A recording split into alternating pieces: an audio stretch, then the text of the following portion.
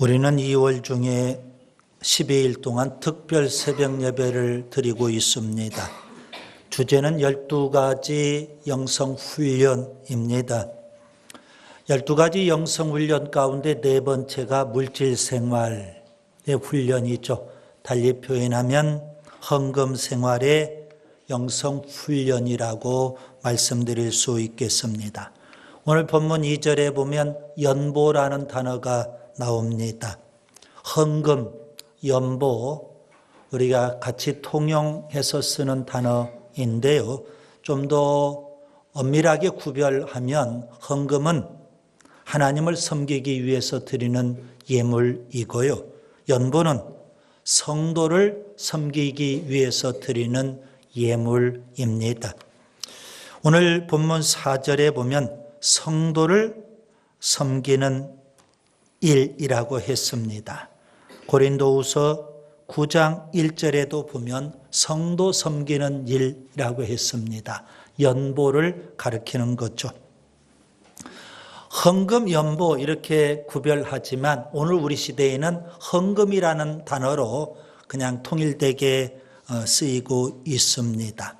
아무튼 헌금은 드리는 개념이 좀 더 강하고 연보는 나누는 개념이 좀 강한 그런 단어다 이렇게 보시면 됩니다. 오늘 본문에 연보라는 단어가 나왔으니까요. 물론 고린도전서 16장 때 연보에 대해서 말씀드린 적이 있습니다. 한자어로 연보를 가리켜서 버릴 연, 보탤 보에서 연보입니다. 버리고 보탠다 그런 의미이죠. 좀 해석을 제가 이렇게 해보려고 합니다. 나의 욕심을 조금 버리면 남에게 보탬이 된다. 이게 연보입니다. 내가 조금 희생하면 다른 사람에게 혜택이 조금 돌아간다. 이것이 바로 헌금의 정신, 연보의 정신이 됩니다. 사도행전 20장 35절에 주님께서 아주 유명한 말씀을 하셨습니다. 주는 것이 받는 것보다 복되도다. 우리는 받는 것만 복으로 압니다. 그래서 은혜도 많이 받아야 되고 복도 많이 받아야 된다고만 생각을 해요. 물론 없을 때 우리가 좀 많이 받는 것 참 좋습니다. 이제 하나님이 주신 복을 많이 받았다면 이제 뭐 해야 될까요? 줄 수 있어야 됩니다. 하나님 앞에 드릴 수도 있어야 되고 나눌 수도 있어야 됩니다. 그래서 주님의 말씀을 이렇게 확대 해석할 수 있겠죠. 주는 것이 받는 것보다 복되도다. 드리는 것이, 나누는 것이 받는 것보다 복된 줄 믿습니다. 성지 이스라엘에 가면 두 개의 호수가 있습니다. 하나는 흔히 갈릴리 바다라고 하는 호수가 있고 또 하나는 사해라는 호수가 있습니다. 갈릴리 바다는 어족이 풍부합니다. 그러나 사해는 전혀 물고기가 살지 못합니다. 갈릴리 바다는 왜 어족이 풍부할까요? 헬몬산의 그 아름다운 물, 그 좋은 물들을 받고 그래서 어족이 풍부해요. 그런데 중요한 것은 요단강을 통해서 그 물을 또 다 줍니다. 받기도 하지만 주어요. 사해는요. 갈릴리 바다보다도 200m 정도 더 낮습니다. 지구상에서 가장 낮은 곳입니다. 해발 마이너스 한 400m 이상 되는 곳입니다. 갈릴리 바다의 그 물을 그대로 받아들여요. 그런데 사해입니다. 물고기가 살지 못해요. 다른 곳으로 흘려보내지를 못하고 있습니다. 우리에게 주는 영적 교훈이 있죠. 너무 받기만 해서도 안 되고요. 이제 하나님 앞에 드릴 줄도 알아야 되고 나눌 줄도 알아야 되는 줄 믿습니다. 고린도후서 우리가 8장을 펴놓고 계시는데 8장과 9장 그리고 전에 우리가 배웠던 고린도전서 16장 이곳에서는 예루살렘 교회 가난한 성도들을 위해서 연보하자 바울이 그렇게 말씀하고 있습니다. 그래서 여러분 오늘 고린도후서 8장, 다음 주에 우리가 또 살펴볼 고린도후서 9장, 고린도 교회가 이제 예루살렘 교회 가난한 성도들을 돕기 위해서 연보해야 된다는 말씀입니다. 오늘 이 말씀을 통해서 어떻게 하면 우리가 헌금 생활을 잘할 수 있을까? 이 부분을 말씀드리려고 합니다. 그래서 저는 오늘 본문을 크게 세 단락으로 먼저 나누어서 세 가지 말씀을 드리겠습니다. 1절부터 5절까지 첫째, 교육해야 된다는 겁니다. 그 다음에 6절부터 15절까지 성취해야 된다는 겁니다. 그 다음에 16절부터 24절까지 세 번째, 투명해야 된다는 것을 말씀드리고 싶습니다. 교육하고 그 다음에 성취하고 투명해야 되는 겁니다. 다 연보, 헌금과 관련된 이야기입니다. 먼저 첫 번째 단락입니다. 1절부터 5절까지 교육해야 된다는 거죠. 바울은 고린도 교회를 지금 교육하고 있습니다. 헌금 교육을 하고 있는 겁니다. 여러분, 헌금 어떻게 하면 우리가 헌금 생활을 잘할 수 있을까요? 목회자는 성도들 헌금 교육을 시켜야 되고요. 부모는 자녀들에게 헌금 교육을 시키셔야 됩니다. 선생님, 학생들에게 헌금 교육 시켜야 되는 겁니다. 중직자, 추신자들에게 헌금 교육 할 수 있어야 됩니다. 그래서 오늘 바울은요, 고린도 교회에 헌금 교육 시키기 위해서 그는 1절에 보면 마게도냐 교회를 모델로 제시합니다. 마게도냐 교회는 바울이 2차 때 개척한 교회인데요. 빌립보 교회, 데살로니가 교회, 베레아 교회가 바로 마게도냐 교회들입니다. 그런 마게도냐 교회들은 헌금을 잘했습니다. 그래서 바울은 마게도냐 교회를 모델로 제시하면서 마게도냐 교회를 본받아서 고린도 교회 여러분들도 헌금하세요. 지금 그렇게 가르치고 있는 겁니다. 여러분, 우리가 예수님에게서 배우는 것 중에 하나가 예수님께서 제자들에게 기도를 가르치셨어요. 거기에서 나온 게 주기도문 아닙니까? 우리가 기도를 배워야 되는 것처럼 헌금하는 것도 배워야 되는 겁니다. 부모가 자녀들 헌금에 대해서 관심을 갖고 헌금하도록 가르쳐야 됩니다. 주일헌금이 뭘까요? 하나님 앞에 예배 드릴 때 드리는 헌금 아닙니까? 가르쳐야 돼요. 감사헌금? 하나님의 은혜를 깨닫고 감사해야 되는 거 아닙니까? 가르쳐야 되는 거예요. 선교, 장학, 구제헌금 가르쳐야 됩니다. 그리고 교회 사랑하는 마음으로 비전헌금, 개미헌금 가르쳐야죠. 11조? 여러분, 부모가 11조 헌금을 하고 자녀들에게 11조 이렇게 해야 돼. 가르쳐야 되는 거 아니겠습니까? 은경이가 지난 1월에 월급을 탔어요. 많지 않지만 하나님 앞에 첫 열매로 드려야 되지 않겠니? 굉장히 신경전이 벌어진 겁니다. 가르치는 거예요. 그래서 첫 열매니까 다 드려라. 정 필요하면 용돈 줄게. 하나님 앞에 첫 열매로 한번 드려봐. 여러분, 부모가 자녀에게 가르쳐야 되죠. 바울은 지금 고린도 교회에게 헌금 교육을 시키고 있어요. 고린도전서 16장에서 바울은 헌금에 대해서 이렇게 가르쳤습니다. 세 가지를 거기에서 가르쳤죠. 매주 첫날 드려라는 겁니다. 이 말은 무슨 말일까요?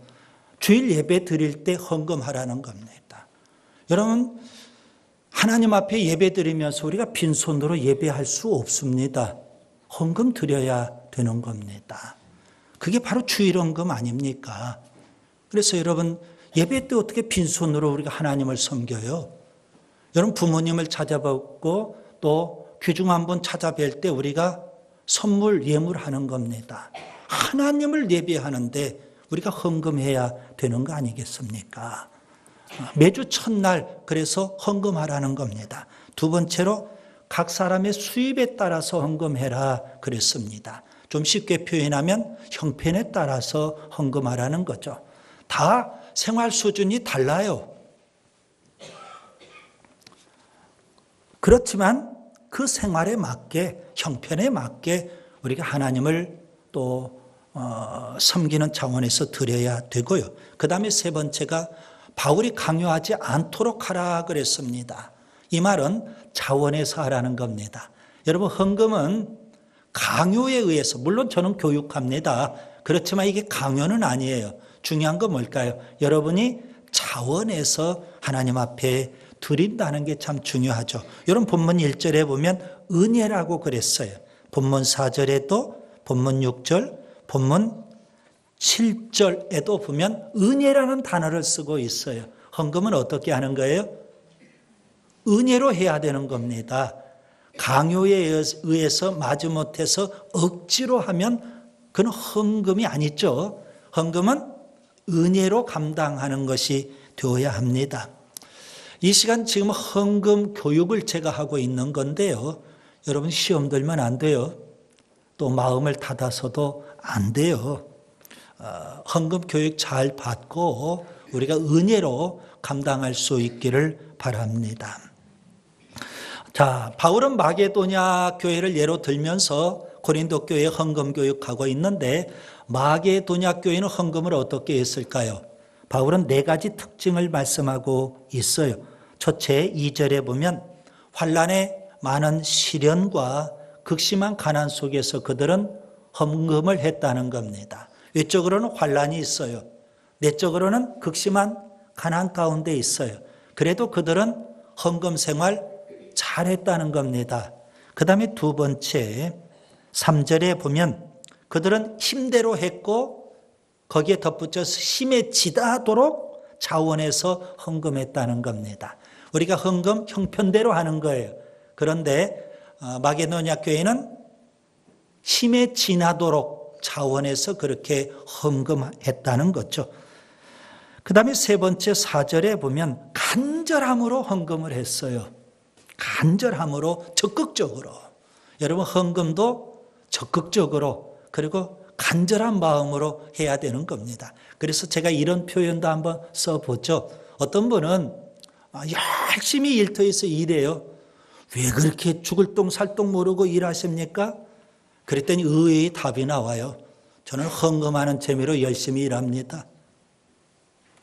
그는 정말 간절함이 있고 적극적으로 헌금하려고 하는 자세가 있더라는 겁니다. 그 다음에 네 번째, 5절에 보니까 먼저 자신을 주님 앞에 드렸다는 겁니다. 그리고 헌금하는 거예요. 헌금 이전에 헌신이 더 중요한 겁니다. 그래서 여러분, 어떤 경우는 물론 제가 알아요.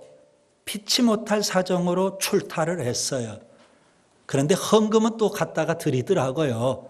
그래서 몸도 안 왔는데 헌금만 오면 어떻게 하느냐고 제가 우스갯소리로 말씀을 드리기도 했는데, 물론 내 교회 사랑하는 마음 때문에 피치 못할 사정으로 출타했지만 헌금은 와요. 그런데 중요한 건 뭐라고요? 하나님 앞에 몸을 드리고 그러면서 또 헌금도 해야 된다. 이게 바로 마게도냐 교회의 헌금하는 자세였어요. 그걸 지금 바울은 예로 들면서 고린도 교회에 가르치고 있는 겁니다.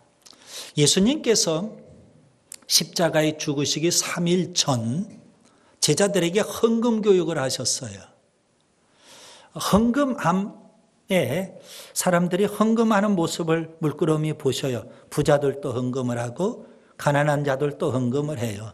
물론 부자들은 형편에 따라 하니까 많이 헌금을 했고 가난한 사람들은 적게 했어요. 그 중에 한 과부가 헌금한 것을 주님이 유심히 보셨어요.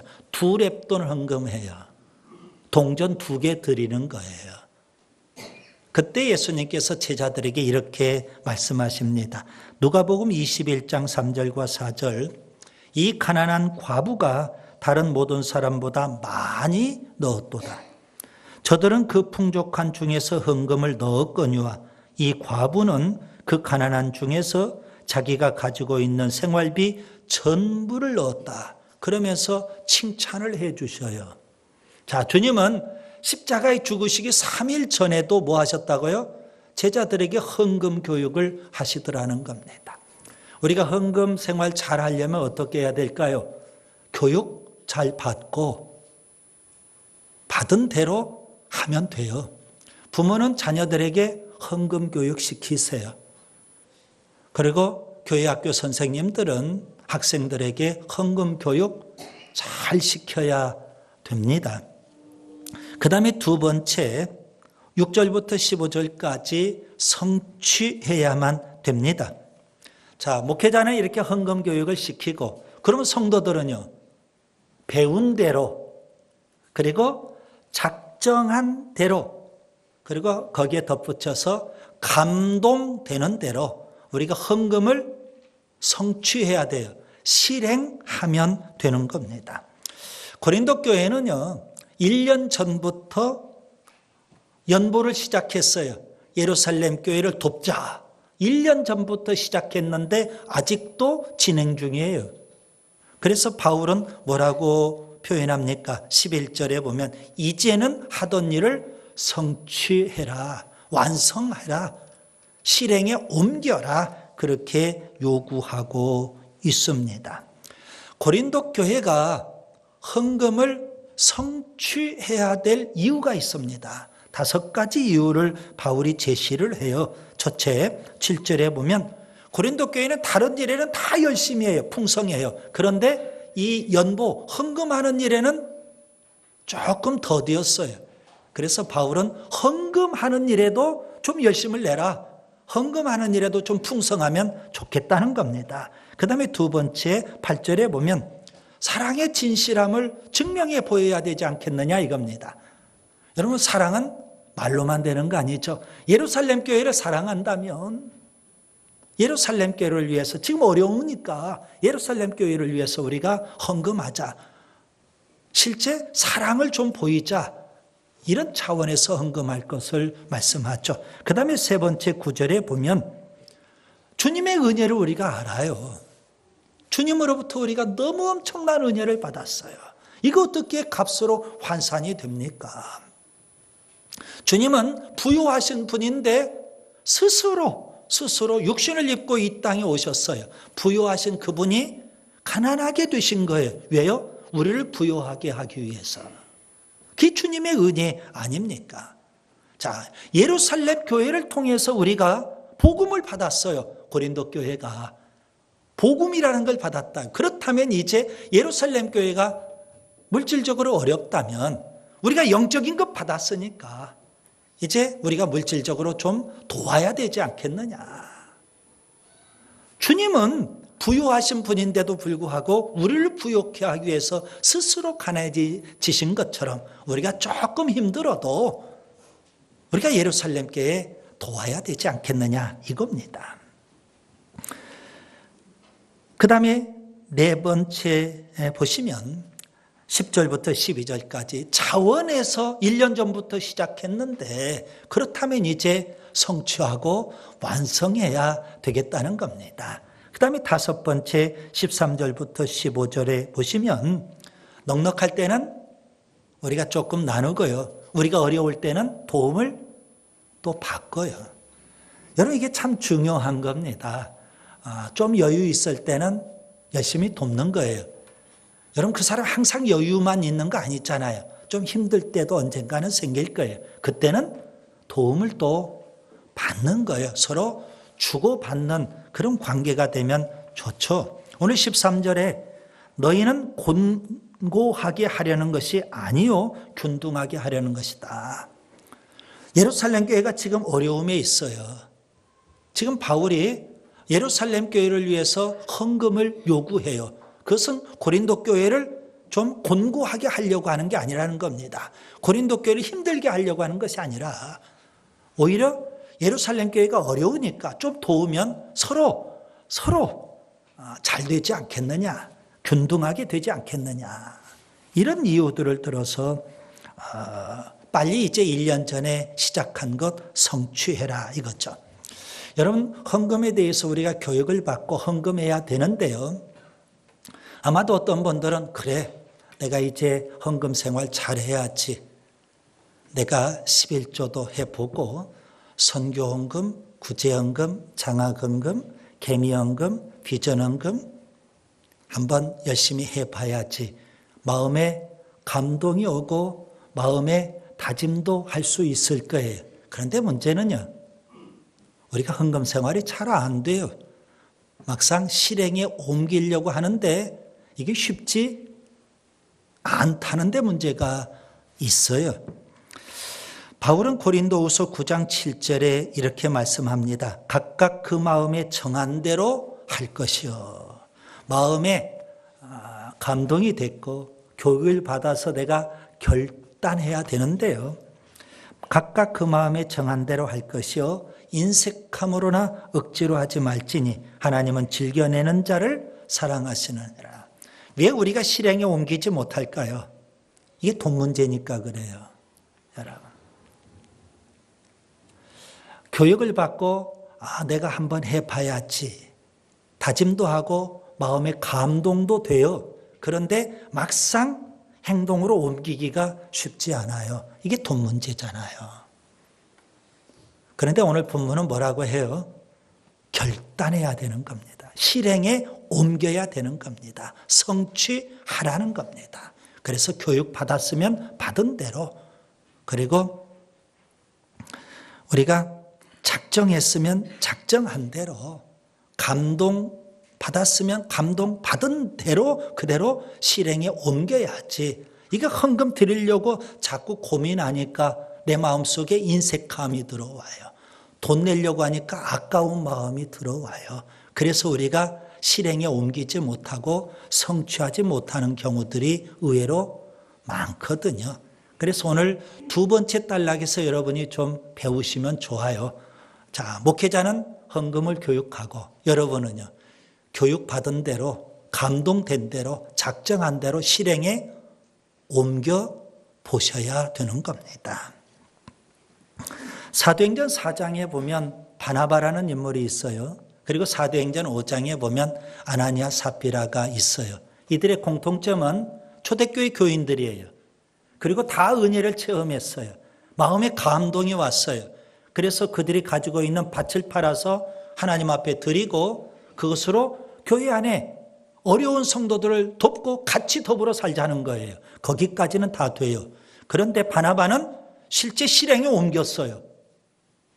그래서 초대교회에 존경받는 인물이 됐어요. 아나니아 삽비라는 실제 실행에 옮겼어요. 밭을 팔았다고요. 그런데 드리려고 하다 보니까 이게 아까운 마음이 들어요.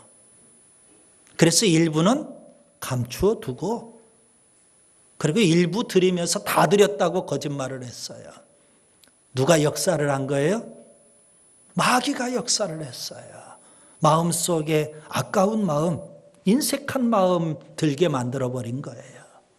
그래서 결국 아나니아 삽비라는 망하고 말았어요. 여러분, 실행에 옮긴다는 것, 성취한다는 것 대단히 중요해요. 그 다음에 세 번째 단락 16절부터 24절에 보면 투명해야 돼요. 관리를 잘해야 돼요. 자, 목회자는 헌금 교육하고 성도들은 교육받은 대로, 결단한 대로 실행에 옮기면 돼요. 그러면 헌금 생활 잘할 수 있어요. 더 중요한 건 뭘까요? 교회는 투명하게 헌금 관리 잘해야 되는 거예요. 그래서 바울은 1차, 2차, 3차 개척한 교회들에게 예루살렘 교회를 위해서 헌금합시다, 모금을 해요. 거액의 모금이 됐어요. 그걸 어떻게 할 거냐? 관리를 잘했어요. 오늘 본문에 보면 16절과 23절에 보면 디도를 통해서, 그리고 또 다른 무명의 두 사람, 여러분 18절 보시면 한 형제입니다. 그 형제라고 되어 있어요. 그리고 22절에 보면 또 한 형제가 있어요. 3명의 사람들에게 이 거액의 연보 헌금을 관리하게 했어요. 투명하게 관리하겠다는 겁니다. 그런데 이 세 사람은 어떤 사람들이었을까요?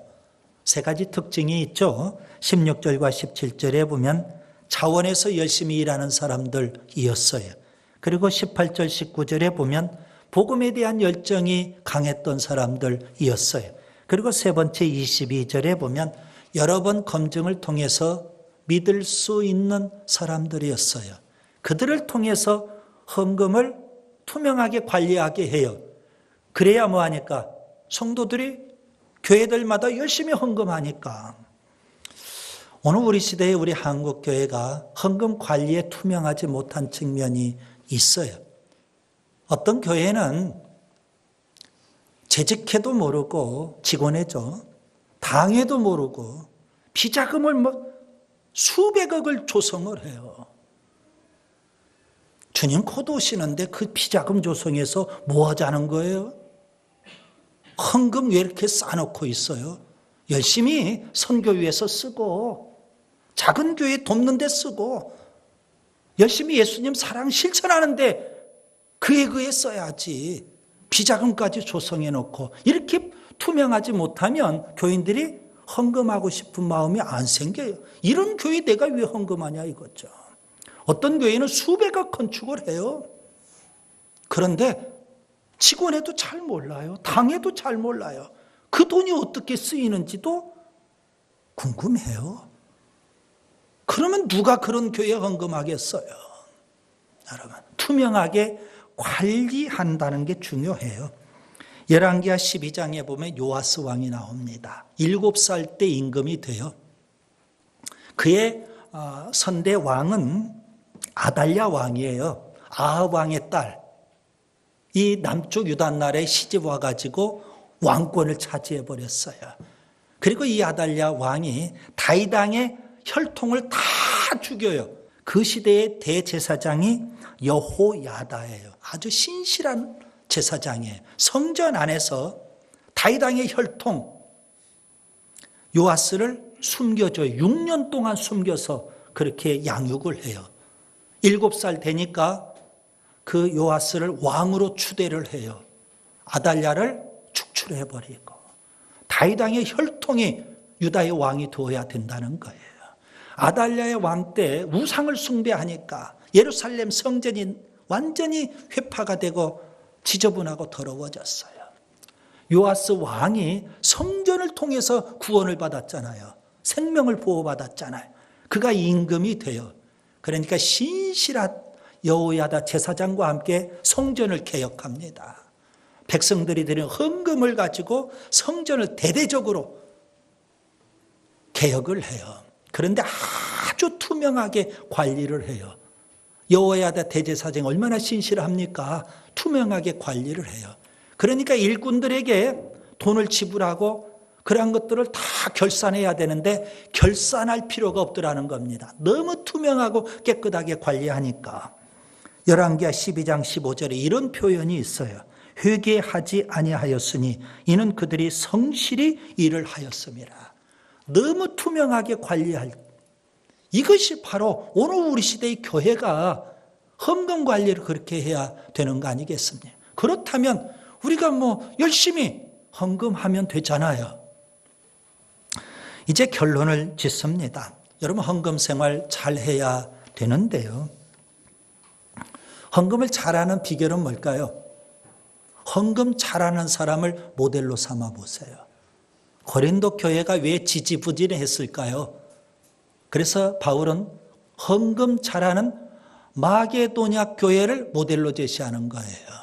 여러분, 11조 안 하는 성도들 본받으면 나도 11조 안 하게 된다고요.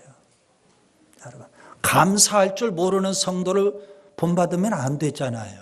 여러분, 헌금 잘하는 성도가 우리 교회 안에도 있어요. 참 힘에 지나도록 열심히 헌금을 하셔요. 그래서 제가 염려가 돼요. 생활은 되시나? 사업장은 잘 경영하시나? 염려가 될 정도예요. 그런데 성경 뭐라고 할까? 그런 분을 본받고 우리가 헌금 생활을 해보라는 겁니다. 저는 세 가지를 오늘 본문을 통해서 말씀을 드려요. 목회자는 성도들을 헌금 교육해야 되고요. 성도들은요, 헌금 교육 받은 대로, 감동된 대로, 그리고 작정한 대로 헌금 생활 실행에 옮겨야 되고요. 교회는요, 그런 헌금들을 투명하게 잘 관리해야 되고요. 여러분, 헌금 생활에 시험 들지 않기를 바랍니다. 오늘 은혜라는 단어를 여러분이 기억하세요. 1절, 4절, 6절, 7절. 헌금은 어떻게 해야 돼요? 은혜로 시험 들지 않기를 바랍니다.